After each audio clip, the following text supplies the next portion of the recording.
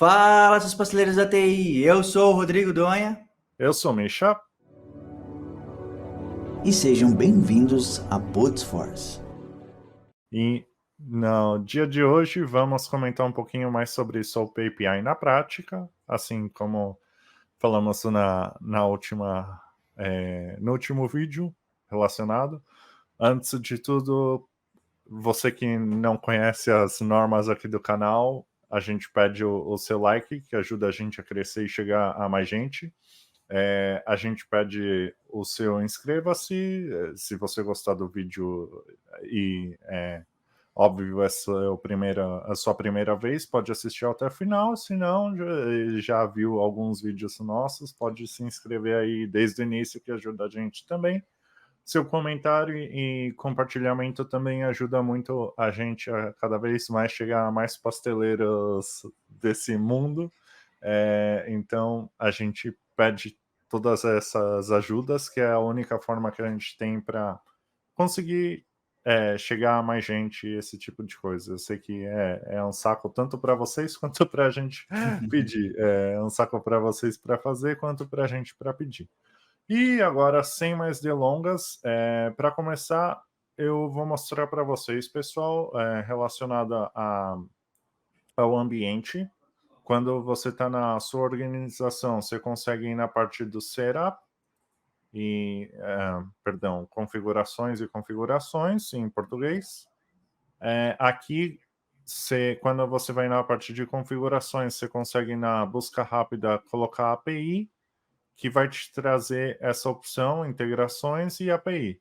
E aqui você tem uma lista de infinidades de possibilidades que você tem. Geralmente a gente utiliza o Enterprise quando a gente tem que compartilhar para algum cliente ou esse tipo de coisa. Óbvio que hoje é muito difícil, porque estamos falando de uma forma de integração mais antiga e que não é muito utilizada nos tempos atuais, mas se é necessário, é sempre bom ter ideia do que fazer.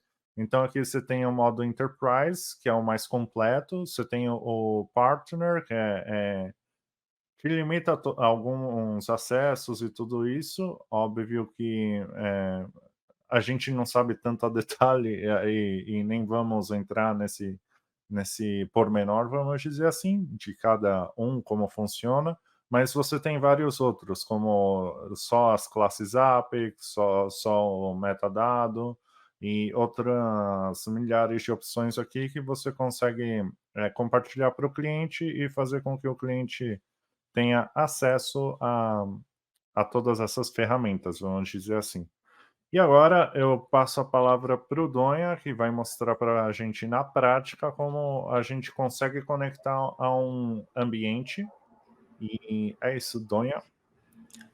Sim, aproveitando, Michel, abrindo um parênteses, aproveitando essa tela, o pessoal de casa está se perguntando. A gente falou que a gente vai fazer uma integração SOAP, mas na verdade estão vendo o WSDL. Para quem não viu no vídeo anterior e caiu direto nesse, o WSDL é a base de uma integração SOAP. O que é? Ele é o contrato entre as partes dos servidores para trocar as informações.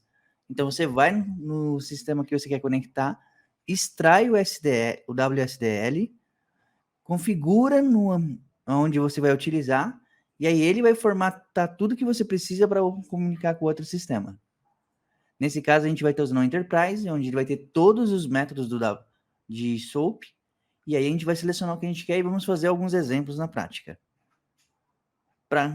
Aqui vou mostrar, na verdade, utilizando o programa SOAP UI. Deixa eu compartilhar minha tela. E aproveito também para mostrar para vocês onde você vai conseguir algumas informações. Caindo aqui para a tela, vamos lá para o SOAP UI, essa criancinha aqui, com esse símbolozinho amarelo. Você pode descarregar ele no seu computador, ele é gratuito. Ele ajuda bastante, ele trabalha tanto com REST quanto SOAP. Nesse caso, a gente vai usar o SOAP para você obtendo o WSDL lá no seu ambiente Salesforce, que tem que ser de cada ambiente, tem que ter o próprio, porque cada WSDL muda por questões de campo e tudo. O único detalhe é o seguinte, vou mostrar aqui para vocês, Deixa eu compartilhar aqui. Quando se gera um WSDL, ele não fica bonitinho pronto. O que acontece? Você vai clicar em Generate Enterprise WSDL, ele vai abrir essa guia, vai perguntar a versão dos componentes que você quer gerar do ambiente que estão instalados e vai clicar em Generate. Quando você clicar em Generate, ele vai mudar a guia para uma guia cheia de informações, que vai estar nesse formato aqui. Então, todas essas informações são de todos os objetos do seu ambiente. Campo a campo tem a descrição, o tipo e tudo isso. Porém, você precisa guardar no seu computador antes. Então, para você poder utilizar isso, você vai clicar com o botão direito aqui e vai dar um guardar como. Então, aqui ele vai se transformar no seu arquivo WSDL, mas a extensão dele é XML, tá? Essa é a única coisa. Então, você dá um nomezinho qualquer. Nesse caso do exemplo, eu dei WSDL minha developer. E dentro do SoapUI, eu vim aqui, vim em File, eu vim criar um projeto Soap. E dentro do projeto Soap, eu vim aqui em Browse, localizei a pasta. Dentro da pasta vai ter esse arquivinho aqui, que é o WSDL minha developer. Tem um monte de arquivo aqui, gente. Vamos com calma. E tá aqui, ó, .xml. Então, ao você importar ele vai aparecer esse aqui no cantinho, ó. WSDL minha developer, Soap Binding, e aqui são todos os métodos disponíveis que a gente pode fazer com o Soap que ele permite. Upsert, update, delete, alterar a senha, enviar e-mail, um monte de coisa que você pode fazer, uma queryzinha. Tudo isso, né? Lindo, maravilhoso, mas agora vamos cair para a realidade de fazer funcionar isso. Beleza, a gente chegou no programa, configuramos ele, temos o básico aqui, só que a primeira coisa, em toda a integração Salesforce, são 2 passos. O primeiro passo, primeiro você vai ter que fazer login no ambiente, para depois fazer o que você quer. Então, para fazer login, a gente usa o método de login. Então, seguindo, nessa tela, a gente vai ter aqui os dados mínimos que você precisa. Ele vai aparecer outros campos aqui, mas o que importa mesmo é o Soap Body. Esse cara aqui, onde você vai botar o seu username do seu ambiente que você faz login. E no campo Password, você vai colocar sua senha junto com o seu token. Mas você fala, putz, eu só tenho minha senha. Aonde eu consigo o meu token? Então, para conseguir o seu token, você vai no ambiente Salesforce, você vai na configuração do seu usuário, então você clica na foto dele, vai em Settings. Dentro de Settings, você vai ter, vou botar aqui, resetar meu token de segurança, ou se tiver em inglês, Reset My Security Token. Ele vai cair nessa telinha, você vai clicar nesse botão, quando você clicar nesse botão, vai chegar um e-mail para você, onde vai estar esse formato aqui, ó. Your new password security token é tal, tal, tal. Ele fala o seu username e o token. Observação, se você já gerou o token uma vez e você clicar ali de novo, ele troca permanentemente o seu token. Então, tudo que estava configurado a integração com o seu token antigo para de funcionar. Então, observação com isso. Depois que você pegou seu token, você vem aqui no SoapUI, coloca a sua senha e em seguida o token junto, como vai aparecer um string de caracteres gigantes. Assim como se você faz seu refresh se você atualiza a Sandbox também, sempre fique atento com essa questão que se perdem várias informações, tanto do usuário quanto token, um montão de coisa expira. Então, tem que ficar atento nisso também. Óbvio que trabalhando com os trailheads e esse tipo de coisa não deveria passar, mas no projeto real você tem essa situação que tem que ficar atento. Então, só para vocês terem uma ideia. E aproveitando por falar em situação real, vamos simular aqui, por exemplo, se tem algum dado errado. Sei lá, botei a senha errado, botei o token errado. O que acontece e como aparece? Você vai colocar aqui os seus dados, você vem aqui no botãozinho do play, você clica nesse botãozinho verde, ele vai processar, ele aparece aqui embaixo no canto direito que está processando, e aqui nesse quadrinho ele vai dar a resposta. Geralmente ela vem em RAW. em raw. E aí ele te dá uma resposta HTTP. Nesse caso ela deu 500, deu um interno server error. Mas se você fala, putz, eu queria entender melhor, isso aqui é um monte de palavrinha, tá tudo complexo. Geralmente as respostas são HTML, então, ou XML. Aí você clica aqui, ó, na aba XML, ele formata para você bonitinho, te explicando o erro que está acontecendo. Porque ele está falando, deu login inválido. Por quê? Porque ou o usuário, ou a senha, ou o token está errado. Nesse caso, eu fiz de propósito, eu tirei o M do .com, do meu e-mail, para causar o erro. Se a gente fizer corretamente e der um play, ele vai processar de novo. Geralmente ele processa bem mais rápido. Agora ele dá 200, que é a resposta correta. Depois a gente pode fazer um vídeo falando de todas as respostas possíveis de um serviço padrão, um SOAP ou REST, quais são os números, são 200, 400, 500, tal. Isso eu acho que seria interessante abordar em algum momento para explicar para vocês. Clicamos em XML de novo e ele formata para você. Vai dar todos os dados do seu usuário, a língua, tudo que trabalha, mas as duas informações mais importantes que a gente vai ter aqui: o server URL e o Session ID. Porque o que acontece? A partir de agora, para a gente trabalhar em qualquer outro método do Salesforce, a gente vai precisar do server URL, porque ele vai estar com o nome da sua org aqui na frente. Que no meu caso é SF Donha. Que aí ele vai formatar bonitinho, colocar os IDs, tudo isso ele vai usar como referência. E o Session ID, que é a ID de sessão válido no momento que ele expira. Então, dependendo da configuração do seu usuário, do seu ambiente, ele pode ser válido até 12 horas. Ou então apenas 1 hora, depende da configuração que tiver lá. E aí você vai usar isso para comprovar que você autenticou, porque ele vai usar isso, porque ele bate o ID do seu ambiente, mais uns dados internos e falar, não, a sessão está válida, então está autorizado a fazer a utilização desse método que você selecionou. Se é uma query, ou se é inserir um registro, se é atualizar, fazer um search. O que você solicitar, ele vai autorizar, desde que esteja no formato correto.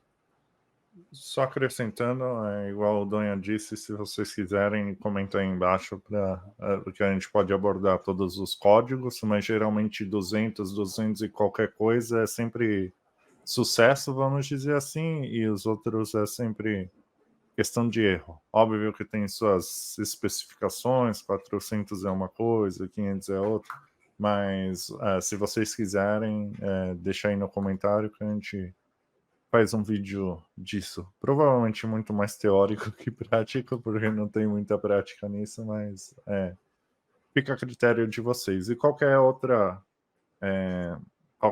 pedido é sempre válido também, então deixa aí no comentário que a gente tenta sempre dar atenção e até aproveitar disso algumas ideias de vocês para a gente trabalhar também. Pode continuar, Donha. Beleza. Seguindo agora para o próximo passo, vamos simular agora uma query. Fala, legal, eu tenho meu Session ID, mas eu queria fazer uma query no ambiente. Eu preciso trazer um dado para eu trabalhar em outro lugar no sistema. Algum fornecedor precisa pegar um dado do Salesforce para usar em outro lugar. Então, a gente vem no método SOAP aqui, de query, abre o request. Dentro do request, ele vai vir uma porrada de campo, um monte de coisa aqui. Só que em vez de usar isso, a gente pode apagar tudo. O que a gente vai precisar? Do Session Header, do body novamente, que vai ter o principal, e trocar a URL para aquela URL do servidor que eu passei lá no login.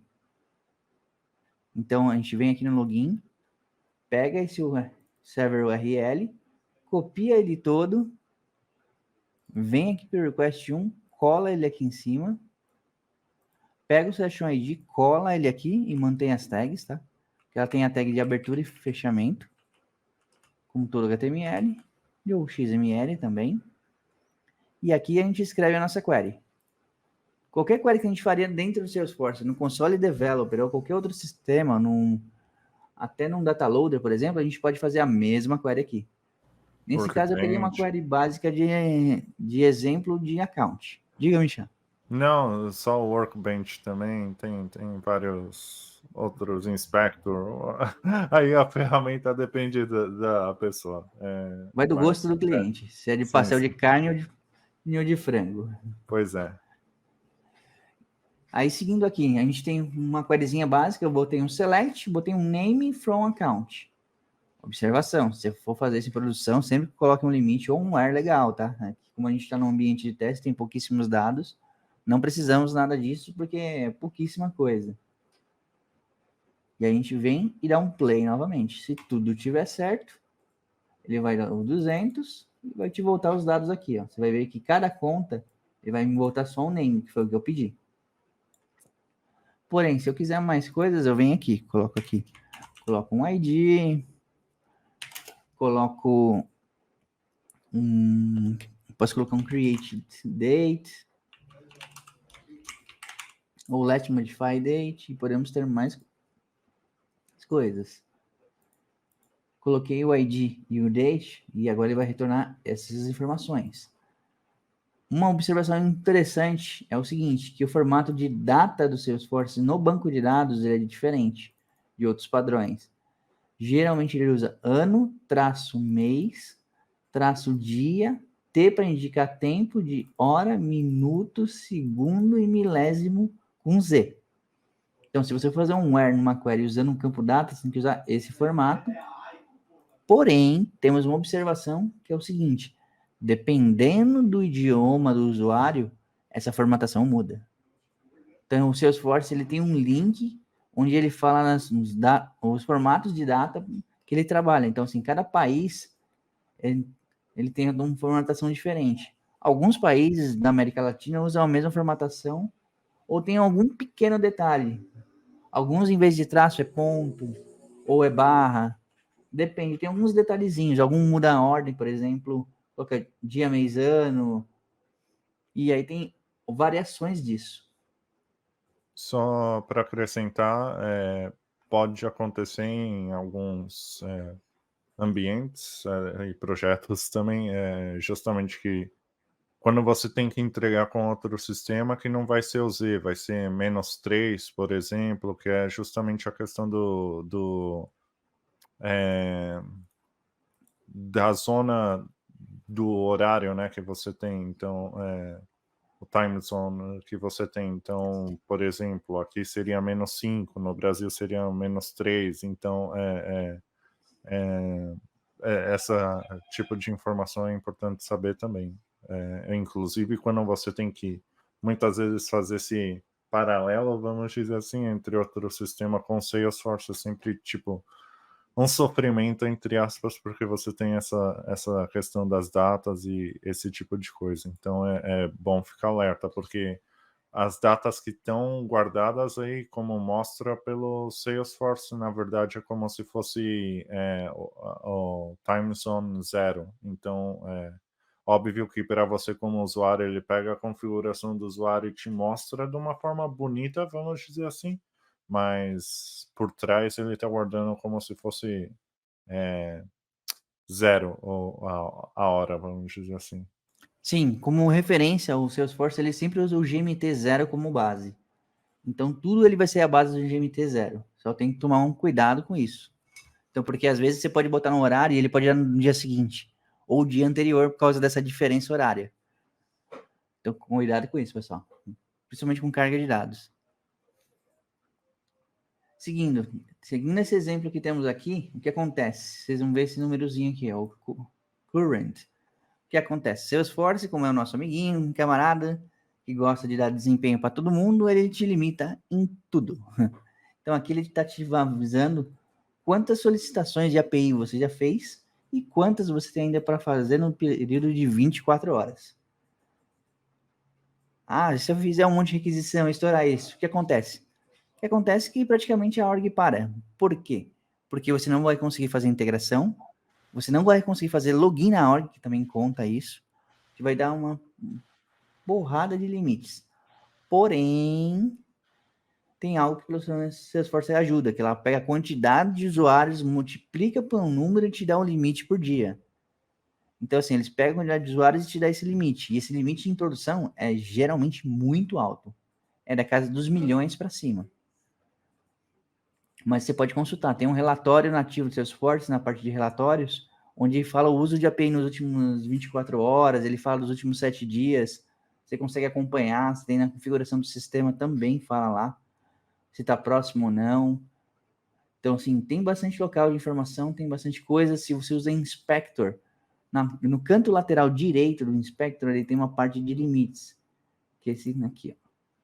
Se a gente olhamos org limits, por exemplo, ele vai falar tudo que a gente usa. Como eu estou numa developer, eu tenho pouco espaço, já estou usando 60%. Tem outros N limites que ele coloca aqui e mostra para nós. Retornando para o SOAP UI. E no Company Information também, pessoal, sempre é uma boa referência as informações da empresa, não sei como é que está em português, mas algo nesse sentido também, que sempre tem um montão de informação lá que tanto da utilização das APIs quanto outras informações, licença, tudo isso é sempre importante dar uma olhada ali no Company Information, que você tem toda essa lista de dados. Aproveitando o gancho, Michel, muito bem lembrado, que quando você menciona a licença, é o seguinte, tem um detalhe de perfil de usuário no Salesforce. A gente tem N perfis com N permissões. O que acontece? Se você tem um perfil administrador, beleza, você vai ler todos os campos e vai tudo funcionar bonitinho, se ele tiver o original. Se alguém mexeu, aí a conversa muda. Mas a real é o seguinte, se você tem um perfil que não seja administrador e alguém tirou a permissão de ler um campo, você não vai conseguir trazer ele na query. Ele vai falar que o campo não existe, vai dar algum problema específico, mas ele vai te falar que você não pode ver ou alguma coisa do tipo. Porque, em tese, você não tem permissão desse campo. Se você não tem permissão do campo, para você o campo nem existe. Ele não aparece na tela, você não consulta ele na API, não importa. Você pode arrastar na tela, você pode botar no layout, mas a informação do campo você não consegue ler, se o seu usuário não tem permissão. Aqui, vou simular um erro também para vocês verem como fica. Coloquei account errado de propósito. Ele deu 500, server error. Ele até indica mais ou menos onde está o erro. Ele dá sempre um aproximado, né? É tipo o Windows, não sabe me contar, mas ele fala que está ali do lado onde o erro. A gente coloca aqui, ele vai falando, ó, onde está aqui, ele te fala, putz, tem um erro aqui, ó. Chegou no account, deu um erro na linha 1, na coluna 44. Ele falou que o account não é suportado, porque na verdade não existe. Então ele fala, ele até coloca que talvez pode ter um underline C, que poderia ser customizado, mas na verdade está escrito errado. Entre isso e entre outros métodos a gente tem aqui, a gente tem uma de criação de registro, reset de senha, tem N coisas que você pode fazer aqui, até trabalhar um pouco com metadados também é possível trabalhar com SOAP. Mas, no mais, essa é uma visão inicial. Se vocês tiverem alguma dúvida ou querem conhecer algum método específico, fala, putz, eu não estou sabendo usar esse método, pode deixar no comentário, a gente faz um exemplo para vocês e disponibiliza de uma forma mais simples. Voltando a gente, bom, muito obrigado a você que assistiu até esse momento do vídeo. Espero que a gente tenha ajudado vocês com todo esse desafio. Eu sei que é sempre um grande problema a parte de integrações. O mesmo aviso que foi deixado no início serve agora, então inscreva-se se não é inscrito ainda, deixa o like, comenta, compartilha com o amigo pasteleiro que, como a gente disse no início, ajuda a gente pra caramba para chegar cada vez mais a mais pessoas e vamos chegando, beirando os 900 inscritos, que pra gente é um orgulho, quase um ano de canal. Se a gente não completou ainda, estamos aí na porta e quase estamos bem perto dos 1.000 inscritos, então para a gente é muita alegria essa questão de em tão pouco tempo, entre aspas, ter um alcance relativamente bom. Então, muito obrigado a vocês que fazem a gente alcançar esses números. E acredito que é isso. Da minha parte, é isso. Donha, quer acrescentar alguma coisa? Sim, gostaria de complementar para vocês verem na próxima semana. Hoje a gente mostrou o SOAP na prática, na próxima semana a gente vai trazer o REST na prática. No mais, acredito que é isso, pessoal. Nos vemos na próxima terça. Farou. Falou!